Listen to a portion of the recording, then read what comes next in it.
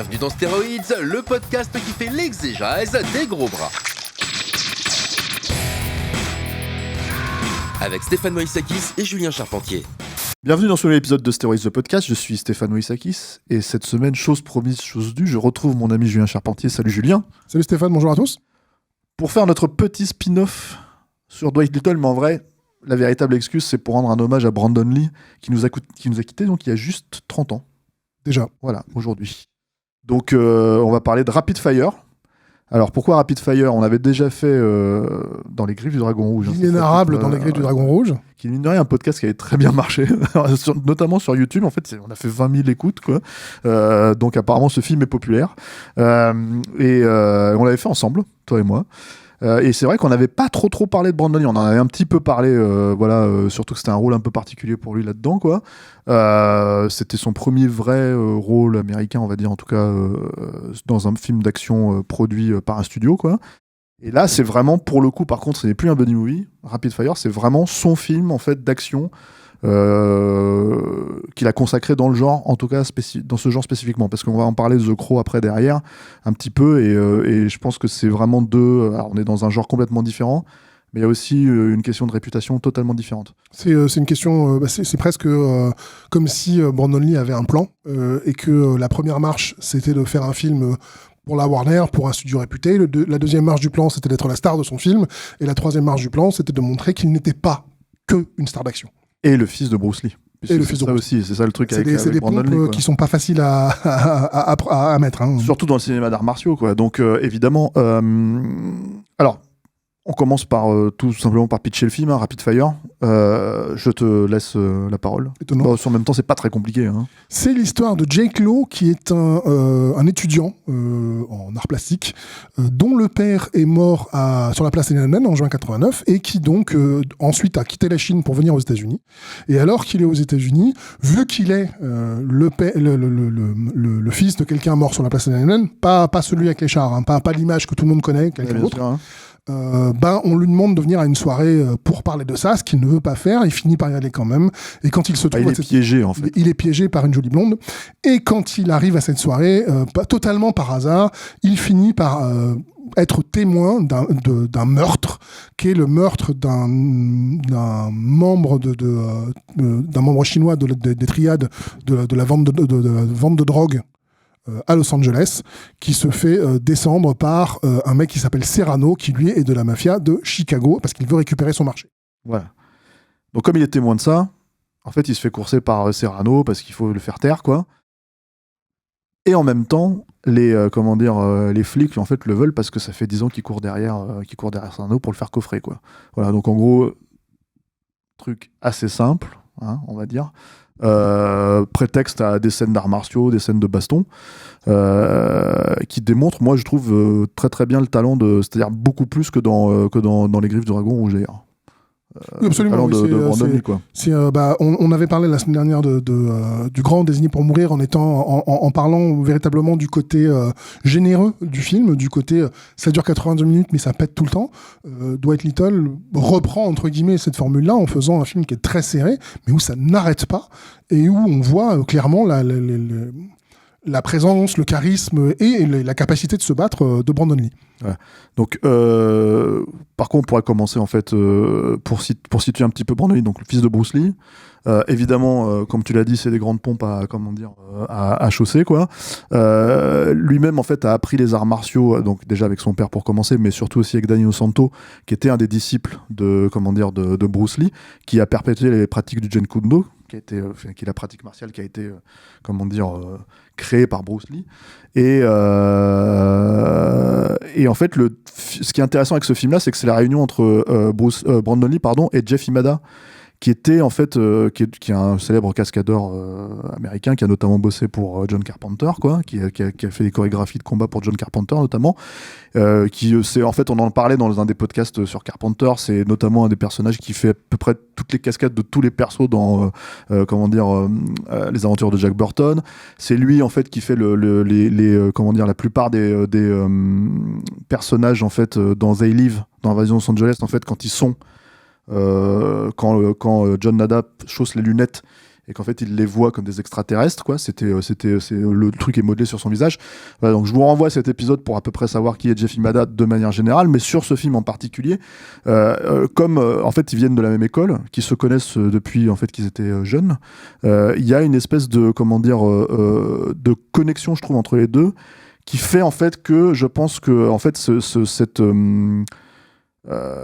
collaboration en fait parcourt vraiment en fait dans le film la qualité en fait tu vois, enfin le fait de savoir un artiste martial qui connaît très bien cette pratique-là, et avoir un chorégraphe qui connaît très bien cette pratique-là, c'est là où ça donne en fait des très bonnes scènes d'action, à mon sens, en fait, d'arts martiaux. Et c'est là en fait aussi où il y a tout un tas de petits trucs effectivement où Brandon Lee pouvait briller à la fois en fait dans l'idée de rendre hommage à son père, tout en sortant de cette logique-là aussi, quoi. Donc je pense que par exemple en fait un des trucs que lui-même disait en fait Brandon Lee, c'est qu'il voulait surtout rendre hommage à Jackie Chan. Il s'inspirait beaucoup de ce cinéma-là en fait parce qu'il a travaillé à Hong Kong, Brandon Lee, notamment avec Ronnie Yu, quoi. Et du coup en fait on se retrouve en fait dans cette influence-là, tout un tas de petits trucs en fait dans le fait d'utiliser les éléments du décor, ce genre de choses, etc., pour dynamiser les coups.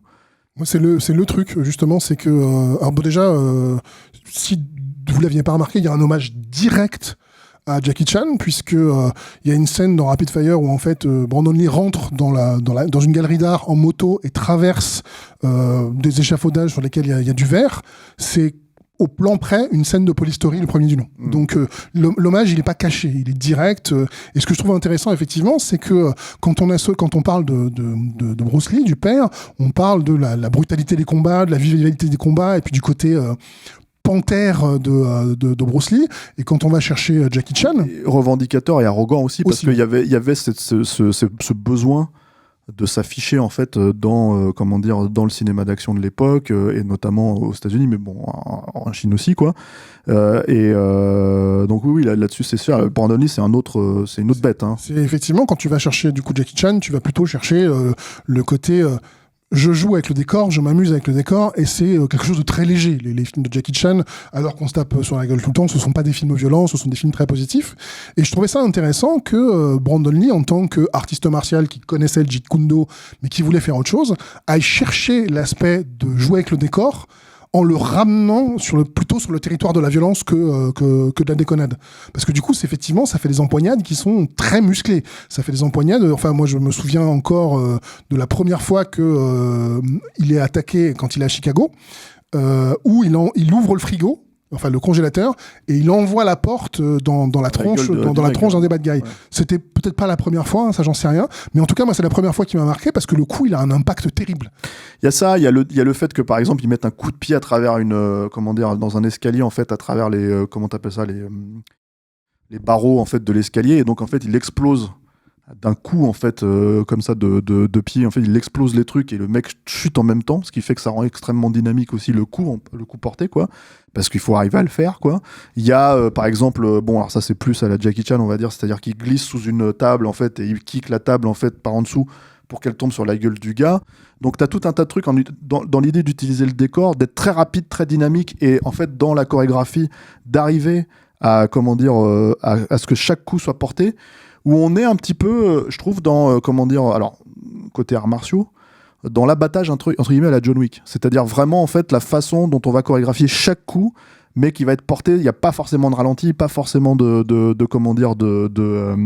d'envie, en fait, de faire un beau mouvement ou un truc comme ça, mais c'est vraiment d'y aller, en fait, et de chorégraphier suite à la suite une série de petits coups qui sont impressionnants à chaque fois, quoi.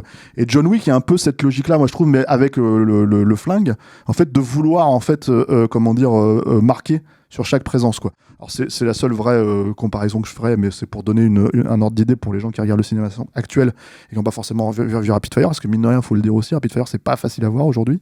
C'est un film un peu oublié. Un peu beaucoup, hein. Voilà, toi qui es un grand supporter du sport physique, hein, on va dire, voilà, tu cours derrière les éditions pour un peu partout dans le monde pour les trouver. Je suis très international dans ma collection. Voilà, et alors cette édition, alors on ne dirait pas comme ça, mais en fait c'est l'édition espagnole. Voilà, et c'est, je crois, un des seuls endroits où il est sorti. Il est sorti aux États-Unis à 3000 exemplaires. Voilà, c'est ça. Non, mais à 3000 exemplaires, donc forcément, ça a été épuisé avant même de sortir, quoi. Il est sorti effectivement en Espagne. Il est peut-être sorti aussi en Allemagne, parce qu'en Allemagne, contrairement à chez nous, il y a encore beaucoup de ventes de physique. Beaucoup étant très relatif, mais il y a une vraie demande. Les Allemands sont plutôt traditionnels, beaucoup plus visiblement que les Français là-dessus. Donc du coup, il y a beaucoup plus d'offres que chez nous. Mais c'est vrai que oui, c'est un film qui a un peu disparu. D'ailleurs, la copie de ce Blu-ray mérite à peine le nom de copie de Blu-ray. Hein. C'est du DVD upscalé, quoi, en gros. Mais c'est comme d'habitude, c'est un DVD upscalé, ça reste meilleur qu'un DVD tout court. Ouais. Ça reste en 1080, donc l'image est pas propre. Il y a encore, il y a des vilaineries, et puis évidemment, il n'y a pas de version française, il n'y a pas de sous-titres français. Sur celui-là, il y a des sous-titres anglais, ce qui permet quand même de suivre La le version française n'est pas aussi mythologique. C'est mythologique carrément, tu vois, même plus mythique, tu vois, que que celle de Désignez-vous pour rien dont on parlait la dernière fois. C'est pas la même chose quand même. Mais puis c'est pas la même bête en fait. T'enlèves Steven, tu mets Brandon Lee, ça devient quand même un tout petit peu plus sérieux d'un seul coup, en tout cas un petit peu moins. C'est moins déconne, et puis il y a un truc intéressant. Moi je me la pète. Alors moi c'est un truc que je trouve très intéressant chez Brandon Lee. C'est un des trucs qu'il était en train de se chercher en fait en tant qu'acteur, etc. Et comme tu l'as dit, chez son père il y avait toujours de l'arrogance, et je trouve que chez Brandon Lee il y avait un peu de l'arrogance de son père mêlée à une espèce de fragilité, c'est-à-dire que parfois quand il porte un coup, tu sens qu'il est pas heureux de l'avoir porté, et puis quand derrière effectivement il a été faire The Crow, il allait chercher d'autres choses, d'autres façons de jouer.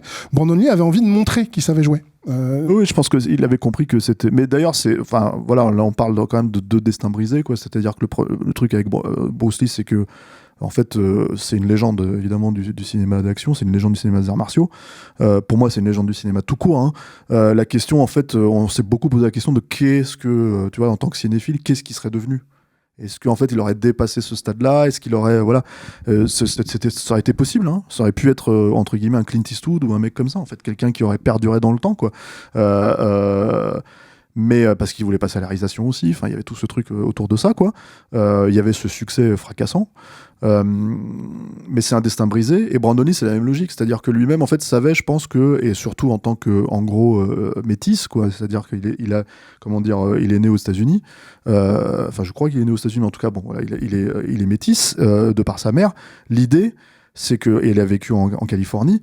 Entre Hong Kong et la Californie, et l'idée en fait en gros c'est qu'il avait une conscience en fait de comment fonctionne le milieu du cinéma, et du coup oui il avait cette idée qu'on peut pas perdurer en faisant que ce que Hollywood va considérer comme une mode. C'est-à-dire le cinéma d'arts martiaux c'est une mode, ça revient, ça repart, etc. Et effectivement en fait t'as tous les grands toutes les grandes stars en fait ont eu des hauts et des bas dans ce cadre-là. Van Damme, Steven Seagal, etc.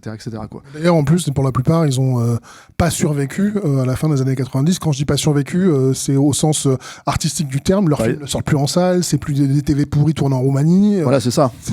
Le film de tape, en général, n'est plus du tout à la mode. Il y a de temps en temps des choses qui émergent, mais ça reste des TV, c'est plus des films de cinoche. Et est-ce que tu te rappelles, en fait, du moment où tu as appris la mort en fait, de Brandon Lee, toi ? Oui, très très bien, oui. Ouais, alors ça s'est passé comment pour toi ? Pour moi, c'était un peu particulier parce que donc il est mort le 31 mars 1994. À l'époque 1993, pardon.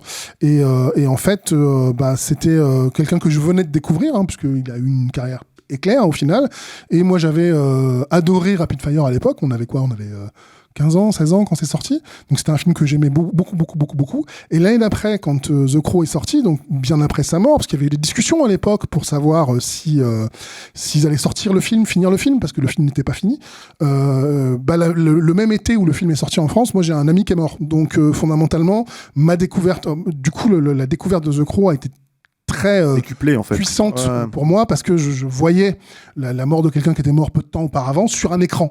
Et en plus, je trouvais que Brandon Lee avait, pour le coup, dans Rapid Fire, je trouve qu'il est bon.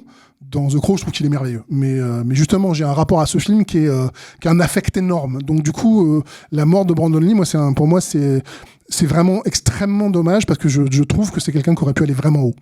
Oui, et il y a ce truc aussi, c'est qu'il y avait l'idée, alors c'est fatalement en fait quelque part, c'est-à-dire que en gros, moi je me rappelle très bien, c'est très très bizarre en fait, parce que j'ai vraiment une image mentale de moment où je l'ai appris, c'est-à-dire que j'étais entre midi et 2, on sortait de cours, quoi, et je l'apprends en fait à la radio en allant m'acheter un sandwich. en fait, dans une boulangerie. Et c'était pas dans une boulangerie, je sais plus, enfin, un vendeur de sandwich en fait qui avait mis la radio en place. Et en fait, le mec à la radio annonçait la mort de Brandon Lee. Moi, j'avais pas vu encore Rapid Fire parce que Rapid Fire, faut savoir que c'est sorti 1 mois après la mort de Brandon Lee en salle en France, contrairement aux États-Unis où c'est sorti quelques mois avant. Et en gros, je me rappelle m'être dit, mais c'est dingue en fait, parce qu'on est littéralement, on allait fêter les 20 ans de la mort de Bruce Lee. Et il y a tu vois, on parlait de l'idée d'échapper au destin de son père, d'échapper à la présence de son père, à l'aura de son père.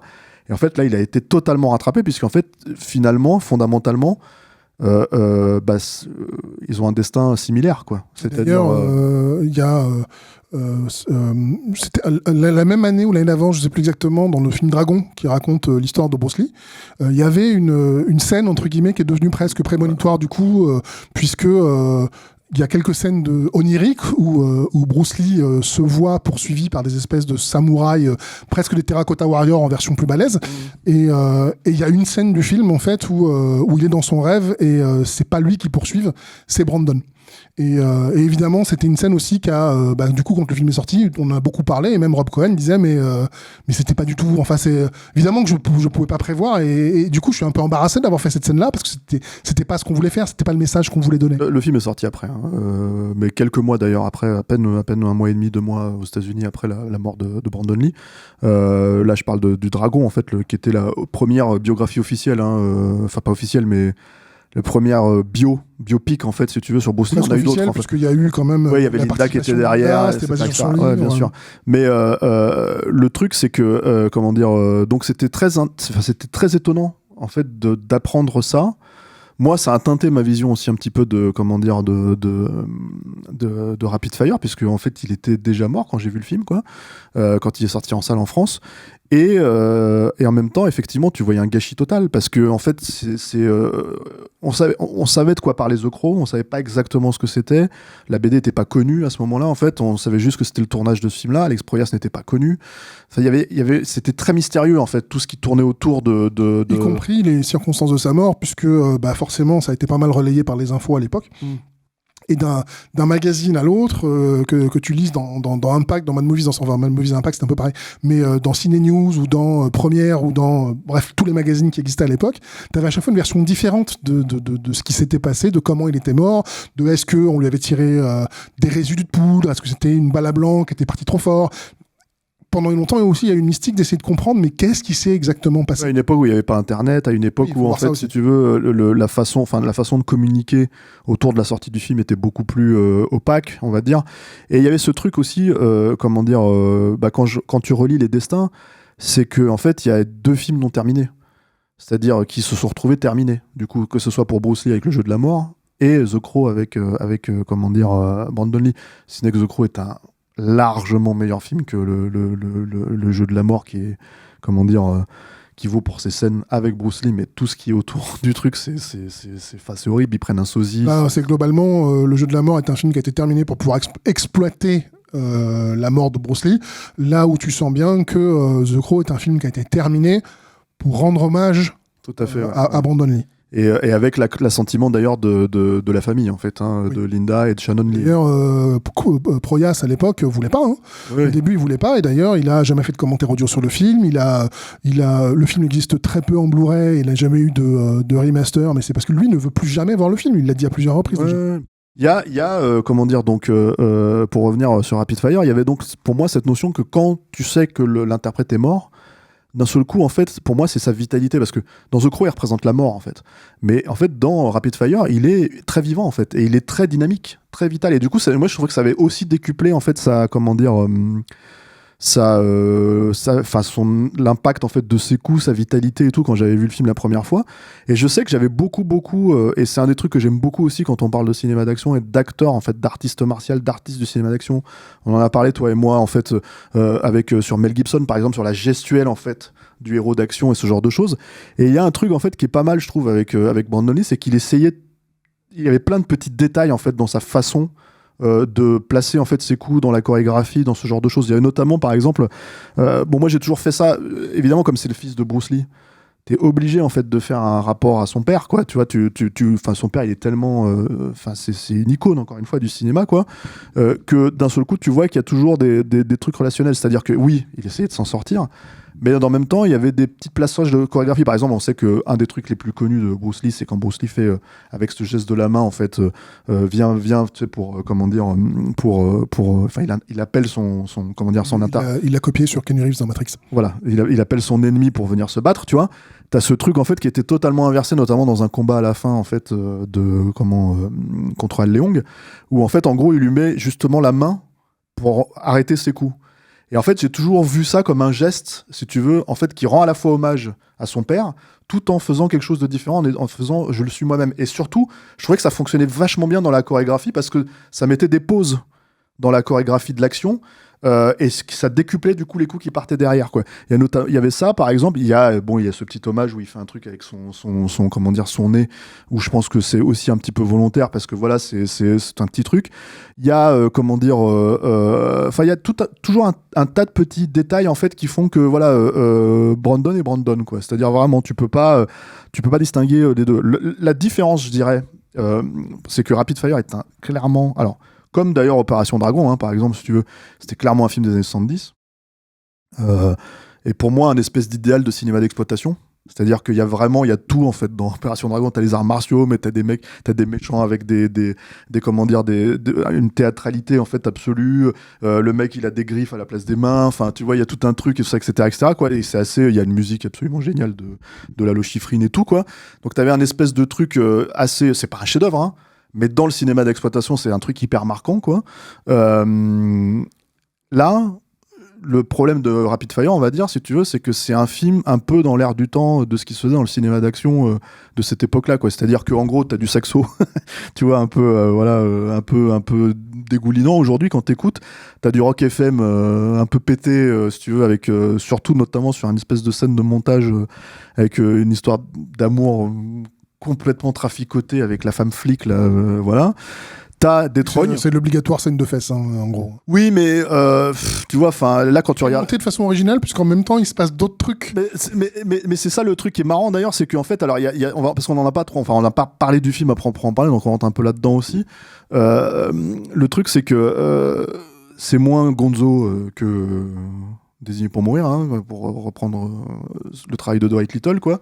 Parce que Désigné pour mourir, encore une fois, tu mets Steven au milieu, tu peux plus rien faire, quoi. Il y a Steven, quoi. Ça prend toute la place, quoi. Là, Dwight Little sert très bien, moi, je trouve, la chorégraphie. Ça arrive d'avoir des plans un peu longs, c'est pas toujours hyper bien découpé, mais il y a quand même, je trouve, en fait, la volonté d'avoir un truc de scénographique, en fait, qui fonctionne à peu près, quand ils peuvent. Parce que je sais pas si ça fait ça, mais il y a notamment une très grosse scène d'action dans un restaurant, à un moment donné au milieu de film, justement où ils doivent appréhender Serrano, qui est joué par Nick Mancuso. Alors ça, le grand Nick Mancuso. Le grand Nick Mancuso. Nick Mancuso, donc réveiller le président dans Steven Seagal, dans Under Siege, dans Piège en haute mer. On n'en sort jamais, hein, tu vois. Ah mais excuse-moi, je vais faire du coup une digression parce que ça, il faut le signaler quand même. Ouais. C'est que Désigné pour mourir, normalement Steven Seagal faisait ses films avec la Warner. Et il avait vu Halloween 4 et il a trouvé ça cool, Steven. Et pourquoi, je ne sais pas. Et du coup, il voulait Dwight Little pour son prochain film. Et le Warner lui a fait oh, bouf. Sauf qu'il avait un contrat qui l'autorisait à faire un film en dehors en tout cas à proposer à d'autres. Donc il a proposé à la Fox. La Fox, trop contente d'avoir un des mecs qui montait, a fait pas de problème. Donc il a pu avoir Dwight Little. Ils ont tourné le film. Et en fait, tant qu'ils avaient Dwight Little sous la main, ils lui ont tendu le script. Ils lui ont dit hey, pendant que t'es là, Dwight, tu veux pas regarder ça? Dwight, il a fait OK. Donc du coup, t'as Dwight Little à la réalisation. C'est Rapid Fire. Voilà, à la réalisation. T'as Rick Waite à la photo. Tu retrouves Basil Wallace qui était Screwface. Là, il a un rôle très rapide. Hein. Dans un rôle très rapide. Sans ses yeux verts, ses beaux yeux verts. Sans ses beaux yeux verts, sans ses lentilles. Et mais globalement, tu sens qu'il y a une filiation. Et effectivement, pour pouvoir continuer la filiation, ils ont rajouté Nick Mancuso en disant toi, mon gars, tu vas tourner avec Steven un jour. Un jour, tu tourneras avec Steven, tu verras, ça sera ton meilleur rôle. Et le truc, c'est que effectivement, c'est son meilleur rôle, réveiller le président. Moi, j'adore j'adore cette phrase. Je me dis toujours, tu sais, à chaque fois, t'as l'impression que le président, il est en train de dormir dans ces films-là, tu vois, et t'as un mec qui arrive, fait réveiller le président. C'est que c'est important à ce moment-là. Bah ouais, donc, tu parlais de la scène du restaurant. Ouais, et dans cette scène du restaurant, en fait, t'as ce qui est très intéressant. Alors, c'est pareil, tu te retrouves avec, encore une fois, je trouve, Très jolie chorégraphie en fait d'action vis-à-vis autour de tout ce qui tourne autour du personnage de Brandon Lee et tout quoi, avec des trucs qui pourraient être totalement fantasques, tu vois. Il y a notamment une scène où il évite un coup de fusil à pompe en passant par-dessus le gars, en fait, si tu veux, qui le tient qui le tient en joue, quoi. Et le mec en face tire et il fait un espèce de se replacer. Mais comme c'est Brandon Lee et que tu sais qu'il sait le faire, bah, ça fonctionne super bien, quoi. T'achètes un petit peu moins le fait qu'il fasse tomber une véranda entière sur la gueule du gros Mastar, là, tu vois. Surtout que t'as vraiment l'impression que le mec, il y passe... Enfin, apparemment, il y passe vraiment dans le film, mais moi, je pense que ça manque d'un mec qui se relève pour lui mettre une torgnole, tu vois. Ça fait partie de ces choses où, de toute façon, la suspension de l'incrédulité dans ce film, c'est une acceptation. Hein. C'est-à-dire que globalement, t'as quand même le seul... Bien sûr, mais en fait, t'es obligé, dans une scène d'action, t'es parfois obligé, on va dire, d'avoir... Tu vois, enfin, en fait, t'es obligé d'avoir des morts satisfaisantes, t'es obligé d'avoir des trucs. Et là, je trouvais que c'était un petit peu le truc où tu te dis, bon, normalement, en fait, sans vouloir refaire Bruce Lee... Karim Abdul-Jabbar, tu vois, dans le jeu de la mort, c'est quand même un Brandon Lee qui a un petit gabarit, tu vois, et même s'il est plus costaud que son père, enfin en tout cas moins sec et tout, et t'as en fait un mec qui est gros, un Mastar, voilà, un Mastar et tout ça, etc., qui fait 1m90, tu vois, et donc tu peux te dire, tiens, il y avait un coup à faire là-dedans, et le seul truc qu'ils ont trouvé, c'est de lui faire tomber une véranda sur la gueule, tu vois. Bon, c'est peut-être le côté, on est plus humain que, tu vois, qu'à l'époque de Bruce Lee, quoi. Mais le truc, c'est que dans cette scène, t'as des renvois, en fait, entre les mecs qui se tirent dessus, parce que t'as les flics dehors, en fait, donc avec une scène à la, hit du dimanche, hein, j'ai envie de dire, si tu veux, parce que c'est des fusillades de rue et tout ça, etc., etc. Et en fait, tu as toujours un rapport entre ce qui se passe à l'extérieur et à l'intérieur, notamment à travers une fusée de lunettes qui permettent de revenir et en fait, du coup, à l'intérieur du restaurant. Et du coup, tu te dis, ah bon, ce mec était placé là, ça veut dire que Brandon Lee est là. Donc, tu as un espèce de truc comme ça à peu près cohérent jusqu'au moment où il faut faire intervenir une grosse cascade ou un gros truc. Et là, effectivement, il y a plus de spatialisation qui tient, quoi. En fait, on va faire exploser parce que ça reste un petit budget, hein. Ça reste un film à 10 millions de dollars, quoi. Donc bon, là, le camion, on pouvait pas le faire exploser dans la rue où on a tourné, donc on va le faire exploser dans la rue d'à côté et on va dire que ça se voit, tu vois, et qu'on n'est plus du tout en fait dans la cohérence géographique du lieu, quoi. Mais malgré tout, il y a quand même une volonté d'essayer de rattraper ça, notamment voilà, même je trouve dans le combat final, et surtout de mettre une en valeur encore une fois, la chorégraphie, les coups portés. Moi, je te dirais dans le pré-combat final, parce qu'effectivement, Al Leong, plus connu sous son véritable nom, à savoir le terroriste qui aime les barres chocolatées dans Die Hard, voilà. Si c'est son vrai nom, le terroriste qui a mis les barres chocolatées dans Die Hard, c'est parce que globalement, c'est vraiment le second rôle qui apparaissait pour se prendre une gifle et disparaître de l'écran, quoi.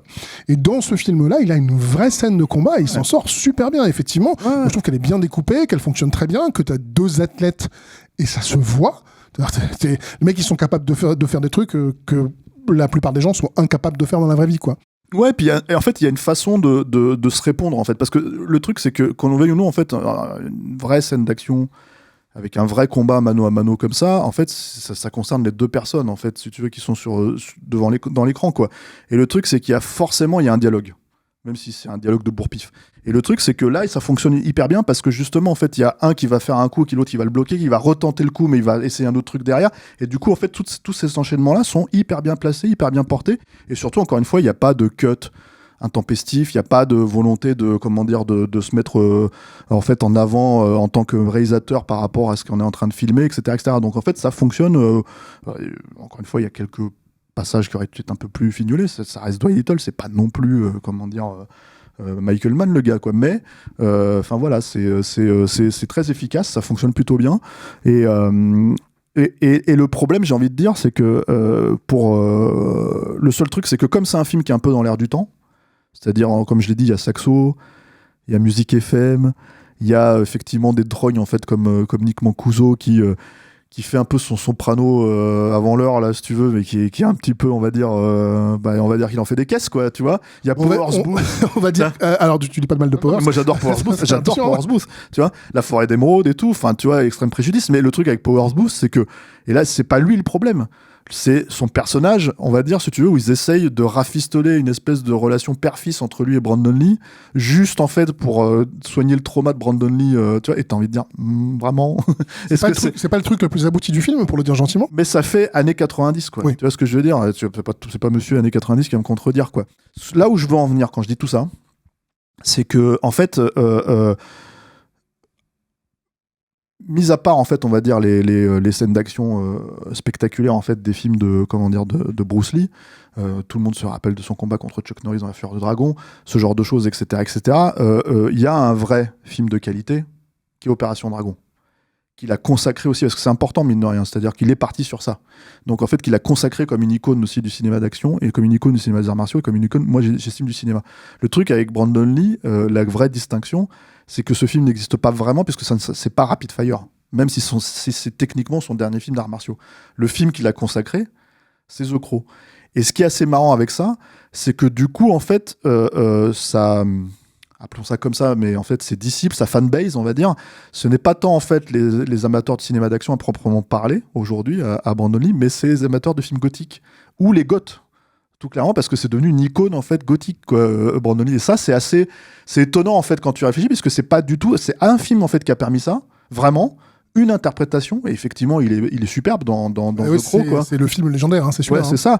Et en fait, du coup, il y a, comment dire, c'est assez marrant parce que son destin est ramené à celui de son père, tout en se différenciant quand même. Et donc, il a quelque part, en fait, si tu veux, bien malgré lui, bien malgré le fait qu'il n'ait pas survécu, mais bien malgré le fait qu'il soit mort avant l'heure, quoi. Il a réussi ce qu'il voulait faire, en fait. Son père est mort à 33 ans. Lui à 28. Lui à 28. C'est-à-dire qu'on se rend compte aujourd'hui, on fête l'anniversaire des 30 années de sa mort. Il est mort depuis plus longtemps qu'il n'a vécu, ce gars-là, quoi. Et pourtant, et voilà, avec le peu de films qu'il a fait, dont a priori celui que j'ai pas vu, Laser Mission, qui est un cataclysme. Non, mais ça, c'est nul. Laser Mission, c'est nul. L'héritier de la violence, il y a des scènes à la Hong Kong qui est plutôt, qui sont plutôt chouettes et tout. Il a réussi effectivement à se créer une aura qu'il n'a pas eu le temps de développer. Et c'est vrai que, mais là, tu as tout à fait raison, effectivement, il y a le côté légendaire est rentré avec The Crow, puisque c'était c'était aussi la rencontre d'un homme de son sujet. Enfin, le film est extraordinairement réussi. Et avec l'idée, bon, on n'est pas là pour parler de The Crow forcément. On est obligé. Non, mais pour tout dire, c'est vrai que en fait, la raison pour laquelle on n'a pas choisi de rendre hommage à Brandon Lee avec The Crow, ce qu'on aurait pu dans Stéroïde, c'est que en fait, chez Capture, on se demande si on va pas faire une séance sur le film autour de ça, parce que c'est un film moi je trouve que c'est un film qui a un petit peu pris un petit coup dans l'aile, sans mauvais jeu de mots, quoi. C'est un film de son époque aussi, mais qui a quand même des moments incroyables, et surtout pour une raison très simple, c'est que en fait c'est un film qui est très habité. C'est-à-dire, encore une fois, pourquoi en fait tu disais c'est la rencontre d'un acteur avec le sujet, avec son personnage, mais c'est parce qu'en fait apparemment Brandon Lee comprenait totalement la mystique qui était liée autour du personnage, la mort et tout ça, etc., etc., et deux, la douleur en fait dans laquelle cette œuvre a été créée, quoi. C'est-à-dire James O'Barr qu'il avait créé en fait après la mort de sa petite amie, quoi. Donc du coup, forcément ça se sent dans le film en fait, et ça ressort, tu vois. Donc en fait il y avait une espèce de conjonction malheureuse, mais une conjonction des talents qui a fait que ça a fonctionné, quoi, et que c'est resté entre guillemets, qu'on le veuille ou non, dans l'histoire du cinéma, quoi. Ça l'est, absolument. Ouais. Là où effectivement Rapid Fire ne restera pas forcément, si ce n'est que c'est Brandon Lee, en fait. Comme tu l'as dit, il a un petit peu disparu, mais comme globalement la filmographie de Brandon Lee, si on se résume à la France, est inexistante.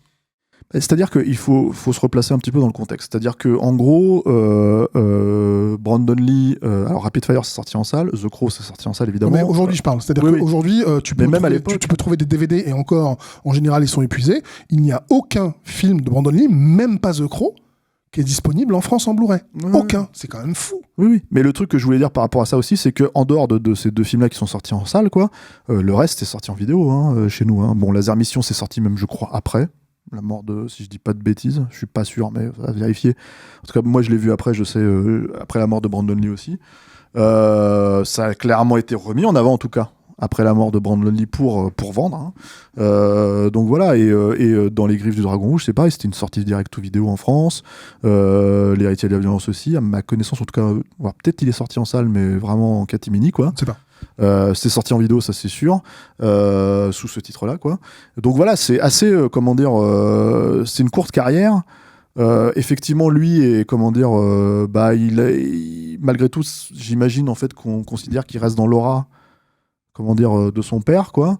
Non, effectivement, je pense qu'il a réussi autre chose aussi. C'est ça qui est et c'est bien. Enfin, je pense que c'est aussi une des raisons pour lesquelles on voulait un peu rendre hommage au gars, parce que même nous, en fait, si tu veux, en tant que jeune cinéphile, quand le film est sorti, enfin, quand c'est arrivé cette histoire, c'était il y a 30 ans. Tu vois, moi, j'avais 16-17 ans à l'époque. Ça te marque en fait un acteur qui meurt Forcément. comme ça, tu vois. Aussi jeune, quelqu'un qui est vraiment, t'as l'impression qu'il est de la même génération que toi, que ça pourrait presque être ton pote, quoi. Voilà, et surtout cette espèce d'idée que c'est un peu dans le contexte du cinéma d'action, notre James Dean à nous en fait, c'est-à-dire dans notre génération, quoi. C'est pas faux. Voilà, donc il y a un peu un truc comme ça. Enfin, c'est pas le seul, hein. Il y a d'autres acteurs depuis qu'ils sont morts. Mais... Je vais même te dire que du coup, la mort de Brandon Lee écrase complètement au sein même de Rapid Fire la mort beaucoup moins prématurée certes, mais pas très vieux non plus, de Powers Booth, qui était une vraie gueule du cinoche, qui était moins... Mais qui lui est mort à 68 ans. Ouais, 68 ans, mais ça c'est une fois de plus, 28 c'est beaucoup trop jeune pour mourir, mais 68 c'est pas si vieux. Non, bien sûr, bien sûr. Et il fait partie de de ces trognes du cinéma d'action qui manquent terriblement. Il avait une voix très caractéristique, très puissante, il avait une présence assez folle. C'était aussi un acteur que j'aimais beaucoup, donc forcément, quand je regarde un film comme Rapid Fire, même si c'est pas le plus grand film du monde, entre un artiste martial... Pas son meilleur rôle, surtout à Powers Booth, on va dire. C'est sûr. Mais entre la gueule inénarrable de Powers Booth, la présence, mélange de fragilité et d'arrogance de Brandon Lee, le fait qu'Al Leong, l'homme qui aime les barres chocolatées dans Die Hard, le terroriste qui aime les barres chocolatées dans Die Hard, soit présent, enfin, tout ça, pour moi, ce sont vraiment des moments de satisfaction. Tout à fait. Autant le saxo de Christopher Young, qui en était à ses tout débuts, évidemment, comme tout le monde, il essayait il en était à ce tout début, mais il avait déjà quelques compositions de malade. Hein. Il y avait déjà Hellraiser et tout ça derrière lui. Il essayait d'imiter David Michael Frank. Mais bien sûr, c'est sûr. Voilà, on y revient toujours, c'est l'alpha, c'est l'oméga de la musique de film, j'arrête pas de le dire. Il faut savoir, je pense que vous ne le savez pas forcément, mais en fait, Julien Charpentier écoute David Michael Frank tout le temps. Tous les jours. C'est important, c'est un peu mon rituel, tu vois. Le matin, Steven, il va se confesser. Le matin, quand tu fais ton yoga. Voilà. C'est-à-dire, tu fais ton yoga en écoutant du David Michael Frank, quoi. C'est ça. Voilà. En survette. T'es en survette à la Steven et tout. Très bien. On va rajouter un petit truc. Al Leong, apparemment, est très satisfait de sa mort dans Rapid Fire. Il faut quand même dire comment il crève. Hein.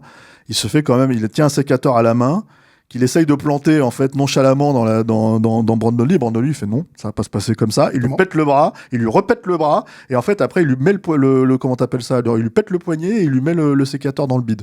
Et d'ailleurs, le mec chute. Le combat est très équilibré. C'est un vrai combat de combattants. Jusqu'au moment où Al Leong fait le truc de lâche, quoi. Il prend une arme. Bah c'est ça, voilà. C'est normal qu'il meure. Donc mort par sécateur.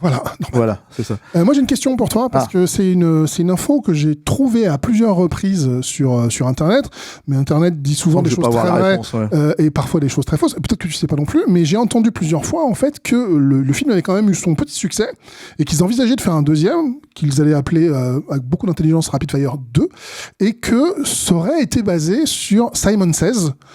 Simon Says, qui est donc le scénario qui a fini par donner Die Hard 3. Est-ce que oui, t'as des infos là-dessus? En fait, alors j'ai pas d'infos plus que ce que t'as, je pense, tu vois, mais en fait le truc c'est que ça a été beaucoup discuté dans les trades à l'époque, c'est-à-dire en fait à cette époque-là, quand Die Hard 3 est sorti, en fait toute l'historique autour de Die Hard 3 c'était de parler de Simon Says, de dire c'est ce scénario écrit en fait par un petit prodige en fait qui était Jonathan Hensleigh, et en gros toute la première partie en fait de Die Hard 3, c'est-à-dire moins l'idée que ce soit McClane en fait dans le rôle du personnage en fait principal, c'est vraiment calqué sur le scénar de Simon Says, et après ça a été entre guillemets c'est devenu en fait un autre film, quoi. Mais du coup il y avait effectivement cette idée où peut-être que le personnage de Brandon Lee aurait fait une équipe avec un flic ou un truc comme ça. Alors, a priori, dans ce que j'ai pu lire, le personnage du buddy movie, quoi, en gros, c'était Angela Bassett. Et alors ça, c'était Angela Bassett dans Die Hard 3. Ah bah ils en parlaient déjà dans Rapid Fire. Ah ouais, en tout cas, c'est, comme je te dis, c'est c'est très flou sur Internet. Je pense en plus c'est très flou, et puis je pense que c'est mélangé, mais normalement le personnage de Samuel Jackson, à la base c'était Angela Bassett, et on en parlait très très peu de temps avant que ça soit Samuel Jackson qui soit casté. Et c'était encore, je crois, un personnage féminin. dans les premières versions du scénario, quoi. Mais par contre, c'était un personnage d'activiste, tu vois, comme le personnage de Samuel Jackson. Ouais, mais ça aurait été cool, hein, parce qu'Angela Bassett aussi, c'est une actrice qui a, moi je trouve pas eu la carrière qu'elle méritait, je trouve que c'est une actrice mortelle. Formidable. Bon, et puis Strange Days Forever, de toute façon, elle est dedans et elle est absolument géniale. Bien sûr, mais le truc, c'est qu'à l'époque, elle venait justement d'être nommée aux Oscars, voire même, je crois qu'elle l'a eu, hein, pour son rôle de Tina Turner, ouais. Et en fait, donc c'était une vedette en puissance à cette époque-là, quoi. Et ça s'est joué entre elle et Samuel Jackson. Moi, je change pas une minute d'I Hard 3, hein, donc de toute façon, oui, voilà. Le résultat qu'on a eu est plutôt bon. Voilà, et je pense pas que Rapid Fire 2 aurait été aussi bon, si tu veux, que Die Hard 3, quoi. S'il avait gardé Dwight Little, on peut avoir un léger. Non, mais c'est pour dire, voilà, le truc, si tu veux, c'est que, oui, apparemment, c'était connecté en tout cas, mais parce que, en fait, le scénar appartenait à la Fox. C'est pour ça d'ailleurs qu'il s'est retrouvé. Il faut savoir que même si Die Hard 3 en France, c'est pas la Fox qui l'a distribué, c'est Disney, enfin, c'est Buena Vista. Aux États-Unis, c'était toujours la Fox, et même si c'était une prod indépendante. Et du coup, le scénar a transité par ça, quoi. Et c'est d'ailleurs, je crois que c'est Jonathan Hensleigh qui l'a présenté à McTiernan, et McTiernan a dit c'est intéressant, on peut faire quelque chose, on peut faire Die Hard 3 avec ça, effectivement, quoi. Au moment, je crois, où Captain Blood était en train de tomber dans les limbes hollywoodiennes, quoi. On a fait un gros détour pour terminer sur Rapid Fire. C'est un petit plaisir à revoir quand même, hein. Oui, absolument. Brandon Lee est pour beaucoup, mais on a cité les autres. Si vous arrivez à le trouver, parce que il a aussi. Et d'ailleurs, on a fait le rapport avec Steven Seagal, mais il y a aussi un rapport avec Jean-Claude. Parce que dans ce film, il y a Powers Booth et il y a Raymond J. Barry, qui sont deux personnes qui vont se retrouver quelques années plus tard dans le formidable Mort Subite. Mort Subite de Peter Iams. Voilà. Avec Jean-Claude en mode Die Hard. Putain, mais la boucle est bouclée. Et c'est ça qui est beau. Die Hard, c'était aussi l'alpha et l'oméga du cinéma d'action de cette époque-là, quoi. Merci, monsieur Charpentier. Merci à toi, merci à vous tous. Merci Alain, merci à la technique qui n'a pas trop toussé, ne sait pas trop comment dire. Rien soufflé. Ouais, rien soufflé dans nos oreilles. Hein, voilà. Merci à tous ceux qui nous suivent. Pour nous suivre, en fait, c'est toujours les mêmes endroits, hein, Twitter, Facebook, Instagram. Je peux refaire la blague parce que cette fois peut-être qu'Alain Merci ne va pas rigoler, mais les bons coins champignons pour nous filer un coup de main. C'est Kiss Bank Bank et c'est. Il sourit quand même. Hein. Il sourit parce que je crois que c'est l'expression qui fait un peu marrer, quoi. Les coins champignons. Et puis on se retrouve à la prochaine, nous, avec un film un petit peu plus noble. Juste, on va dire différent, puis voilà. Merci à tous. Merci.